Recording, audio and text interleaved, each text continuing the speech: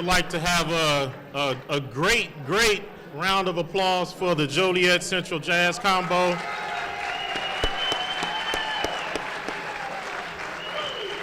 They've actually been up over 24 hours. Yesterday they began a fundraiser marathon at 4 p.m.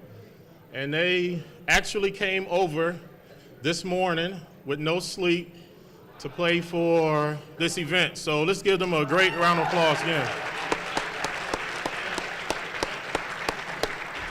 So we actually are, they're probably on fumes right now, and so we're actually gonna go ahead and allow them to leave and so they can get home and get some rest. But we appreciate everything that you all have done, and under the direction of Mr. Fisco, we appreciate that. Thank you.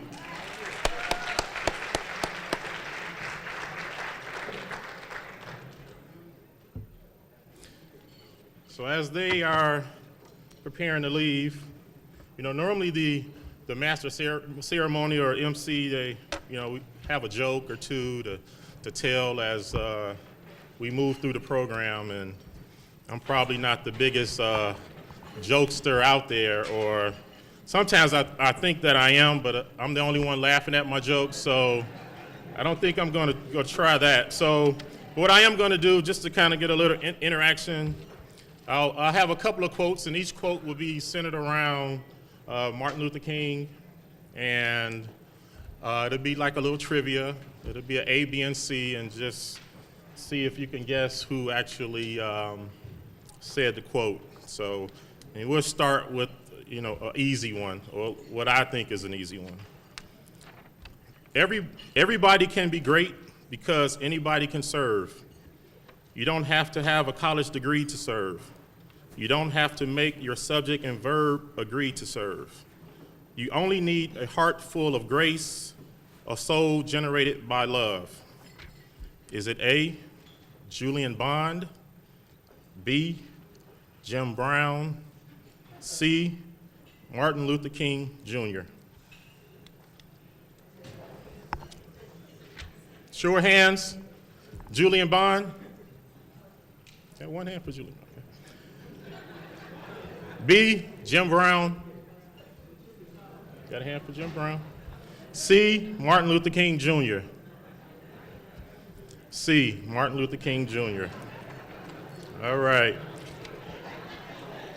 So we'll start to move along with the program.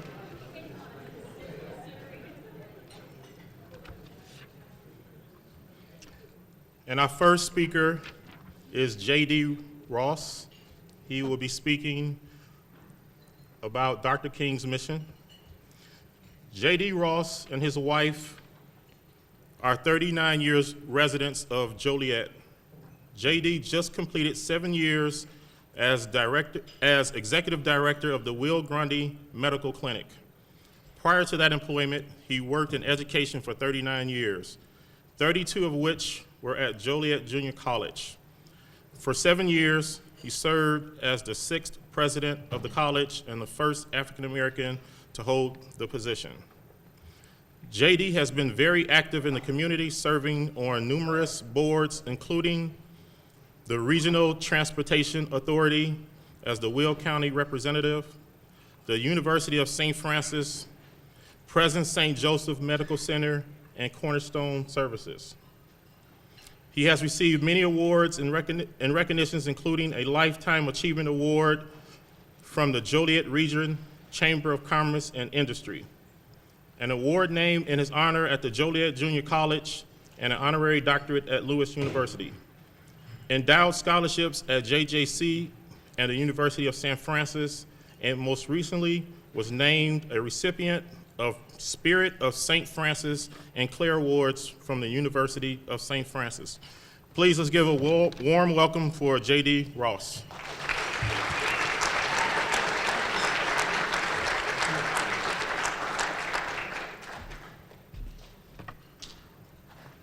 Thank you very much, Dr. Hampton, for your kind introduction.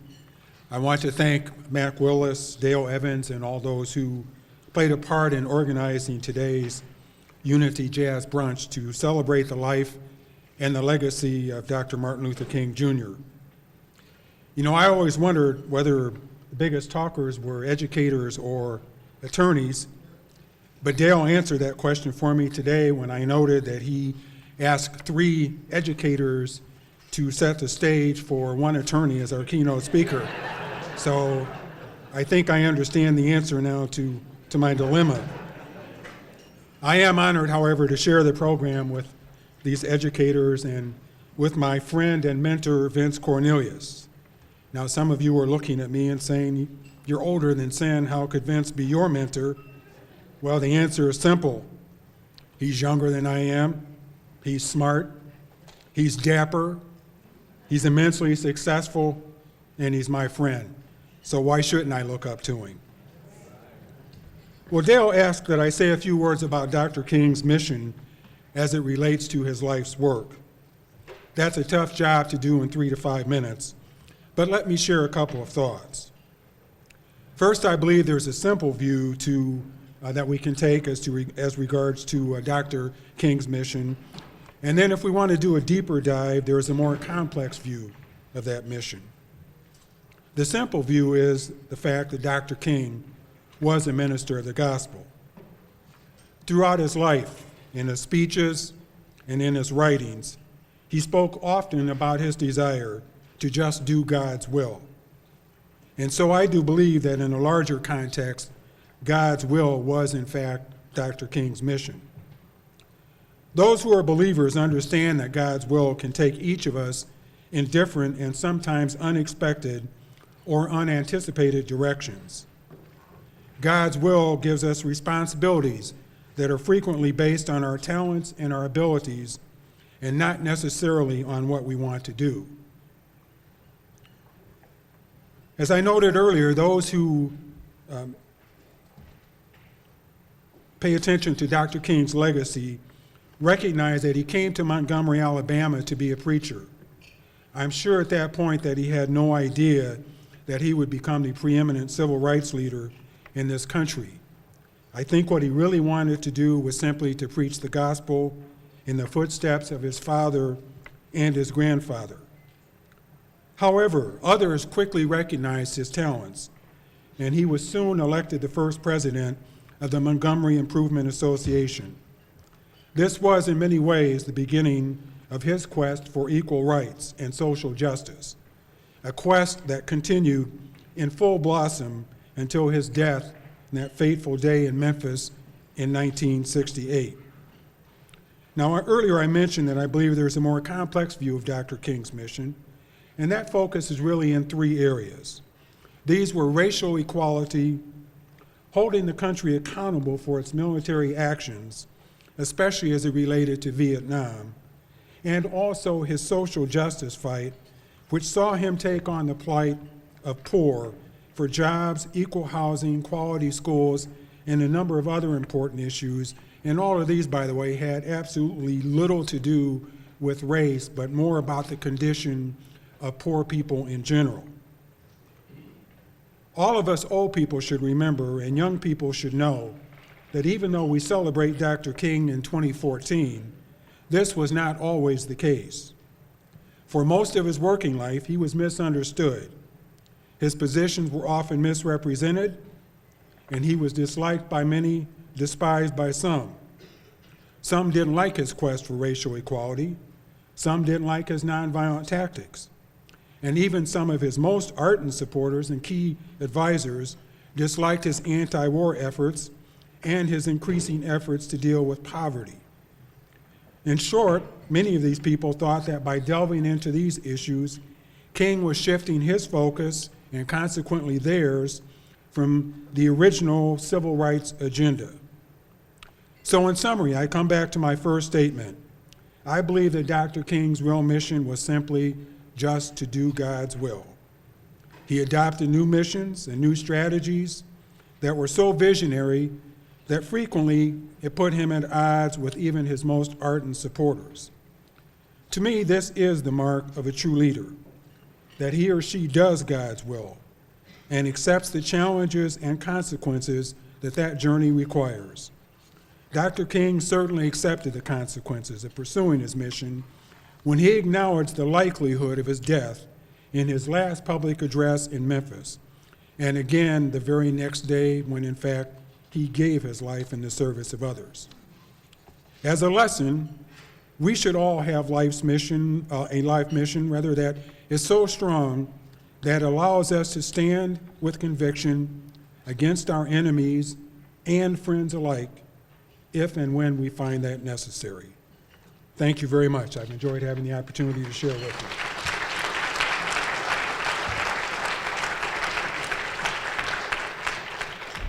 Let's have another round of applause for J.D. Ross, Dr. King's Mission.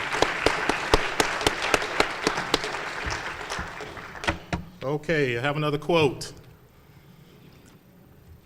The country has some serious problems, crime and drugs.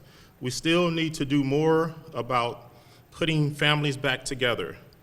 Dr. King was a man who never rested. He struggled up to the last day of his life.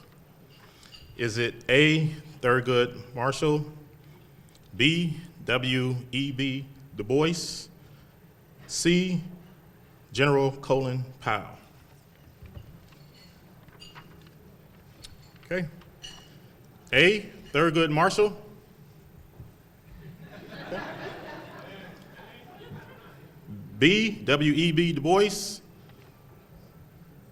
C, General Colin Powell. C, General Colin Powell. All right.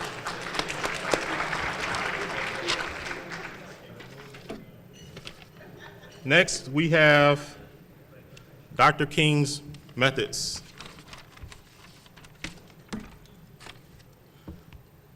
Dr. Cheryl McCarthy is the superintendent of Joliet Township High School, District 204. She is a lifelong resident of Will County with a vast history of educational experience, which includes a BA in mathematics from the University of St. Francis, a MA in educational leadership from Governor State University, and an EDD in administrative leadership from Aurora University. Dr. McCarthy has served Joliet Township High School throughout her entire career. She is the first female superintendent in the history of Joliet Township High School. As superintendent, Dr. McCarthy has led the implementation of the one-to-one computing initiative, which provided laptop computers to all freshman students. And now we have sophomore students, and then next year, all students will have a one-to-one computing laptop. She has been instrumental in the implementation of the district strategic plan since its inception and works tirelessly to move initiatives forward to continuously improve student performance and make JTHS a school of choice. Community involvement and professional development are key tenets to Dr. McCarthy's approach to leadership. She's a member of the Illinois Association of School Administrators, Learning Forward, National Association for Supervision and Curriculum Development, Three Rivers Education Partnership, Chamber Education Committee, United Way of Will County Education Division, Three Rivers Education for Employment Council, Joliet Region Interfaith Education Council, Leading Educational Alignment and Planning, and Joliet Rotary. Dr. McCarthy is known for her student-first approach. Dr. McCarthy is currently the sponsor for Students of Service, a Rotary Interact Club that promotes community involvement and volunteer work. She is known for her genuine involvement with students, staff, community, and business partners. She is a leader who cares deeply about the Joliet community. Please let's give a warm welcome to Dr. Cheryl McCarthy.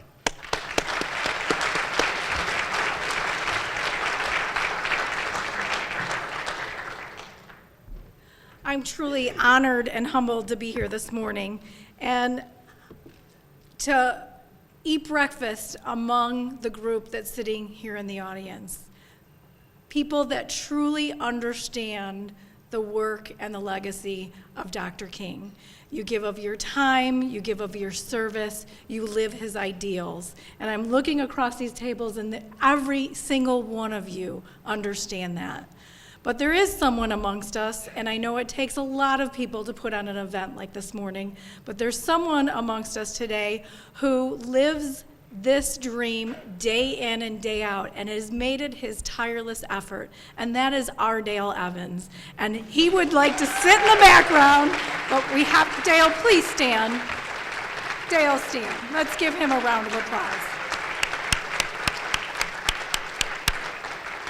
He lives by example, and he pushes probably every single person in this room to a new level by asking. And guess what? If you don't ask, you're never going to get, are you, Dale? So thank you. Dr. Martin Luther King Jr. would have been 84 years old on Wednesday had he not been gunned down at that Memphis motel in 1968.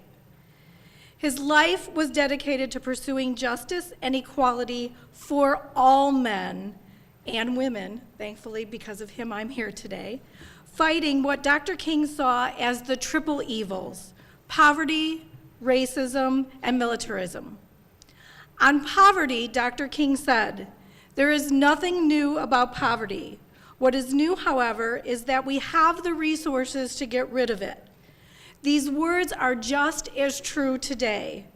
The ultimate resource, in my opinion, for fighting poverty comes in the form of education.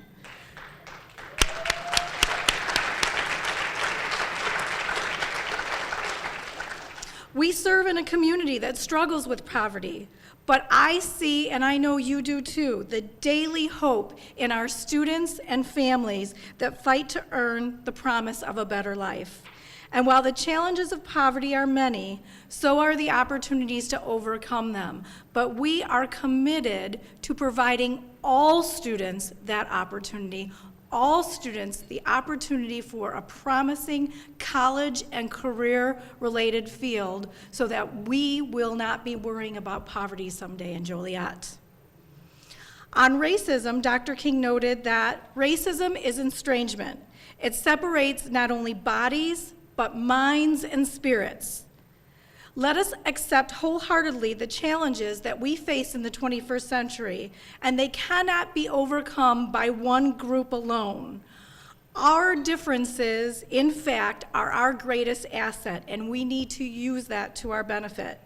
We cannot right ancient wrongs if we all are going to continue to think and act the same way.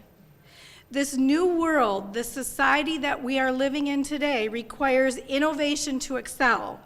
And it is in the diversity of our ideals that we will find answers to our questions. The halls of our schools promote this diversity.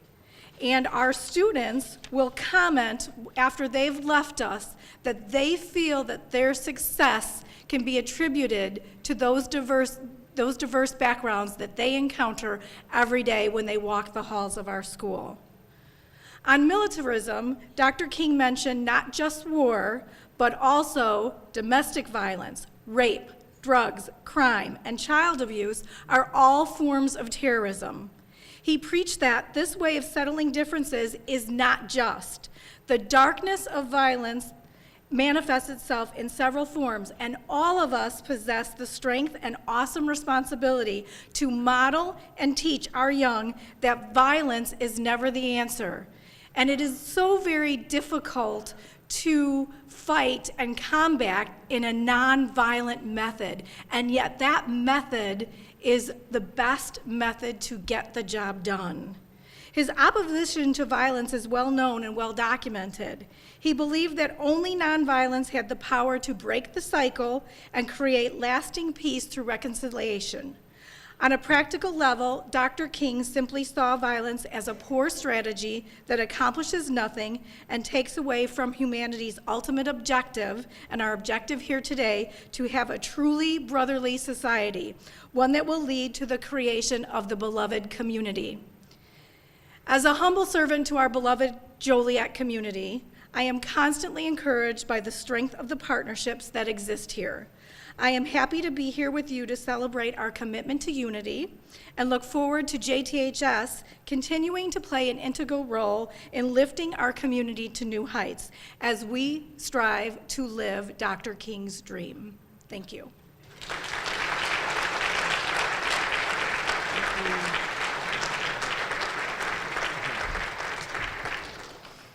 Let's have another round of applause for Dr. Cheryl McCarthy. Dr. King's methods.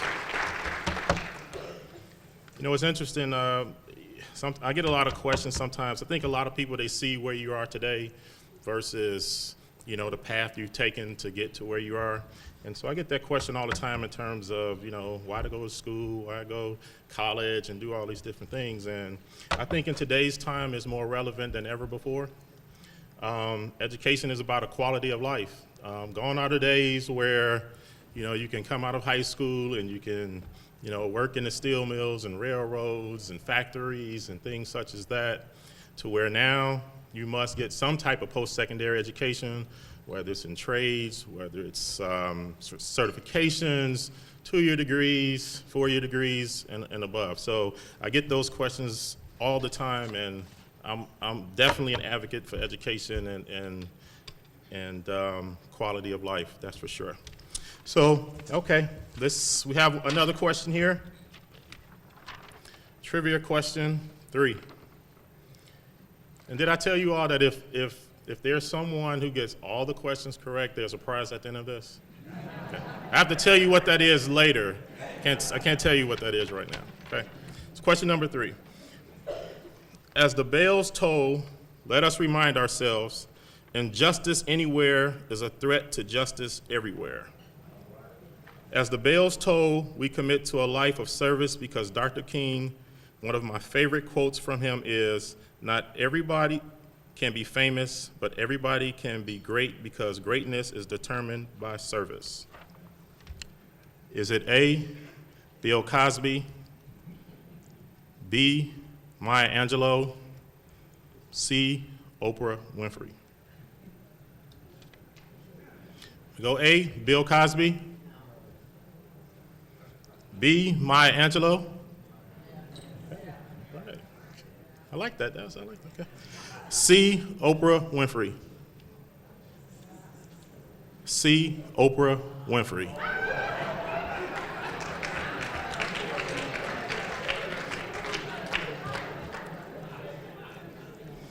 Next, we have Dr. King's legacy. Mr. Doyle is an assistant principal at Washington Junior High and Academy in Joliet, Illinois. He received his Bachelor's of Science degree in mathematics from Wiley College. He also earned a master's degree in divinity from Colgate Divinity School and 3 master's degrees in education. Mr. Doyle also worked in the field of juvenile justice for over 25 years, most notably as an assistant commissioner for the New York City Department of Juvenile Justice. He served as the superintendent of the Cook County Juvenile Temporary Detention Center in Chicago, Illinois, and was vice president for Operations Youth Track Corporation in Denver, Colorado. Mr. Doyle has also served as a juvenile justice and cultural diversity consultant throughout the country. He has served on several national boards, including the American Corrections Association Board of Governors, the National Juvenile Detention Executive Board, and the National Juvenile Justice Trainers Association Board. Mr. Doyle is also a published author. Mr. Doyle currently resides in Crete, Illinois, with his charming wife. Please let's give a welcome for Mr. Doyle. Thank you.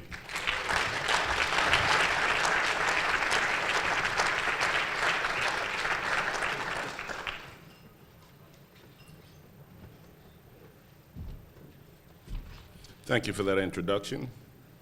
And thank you, Mr. Evans, for inviting me. When I was invited, I reflected on it, whether I really wanted to be here or not, but I decided that I could not turn down this opportunity. Because when we talk about Dr. King's legacy, and I reflect on it, it's pretty simple for me, because you see, I am a part of Dr. King's legacy. I am that legacy. My children are that legacy. My niece is that legacy. I grew up in Birmingham, Alabama in the 50s. I remember a police commissioner by the name of Bull Connor, who's on TV, and he said, you know what? He's on television. We got to keep our niggas under control. That's the words that he said. Now, Dr. King's legacy has gone from there to that niece I talked about, who is the legacy of Dr. King. She's district chief of police in Birmingham, Alabama.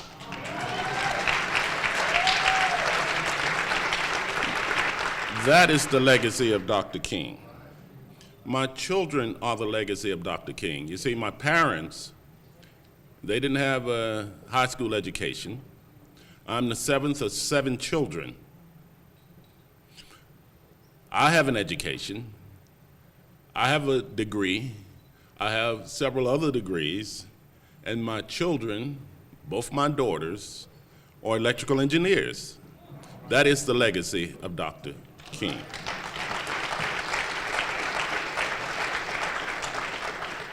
One other legacy I thought about respect. Now, I remember the first time I was coming of age. I was about 19, I think, maybe a freshman in college. And I remember coming out of the Kmart store in Birmingham, Alabama. And so this is the first time someone told me that I was an adult, right? And I recognized that. So as a little kid, he was about this high. He grabbed my leg, okay? He said, hey, mister, are you a nigger?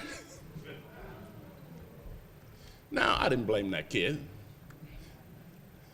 I blame the parent. But the legacy is that we've gone from there to I see bright faces of all races and all colors and all nationalities. That is the legacy of Dr. King.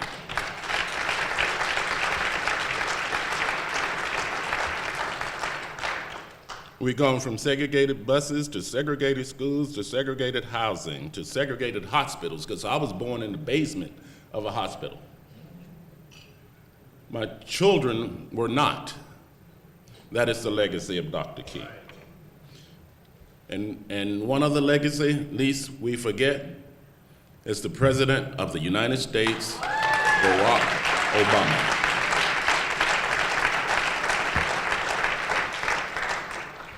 Now, before I get too winded, this legacy is not a special privilege, you see. The legacy is special responsibility. Each of us have a special responsibility to those who come behind us.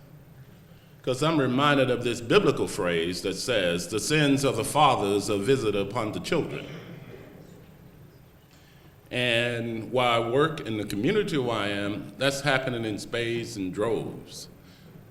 The sins of the fathers and mothers are visited upon the children. We have to work for our children, we have to see that they're educated, and we have to make sure that we only attend to the academic education of our children, we have to attend to the social education of our children just as importantly. Because I see so many smart kids that are lost and never make it because they cannot negotiate the social field that have to go to move into adulthood, to careers and opportunities. So I think of this proverb. It goes, I passed by the field of a sluggard, by the vineyard of a man lacking sense. And behold, it was all overgrown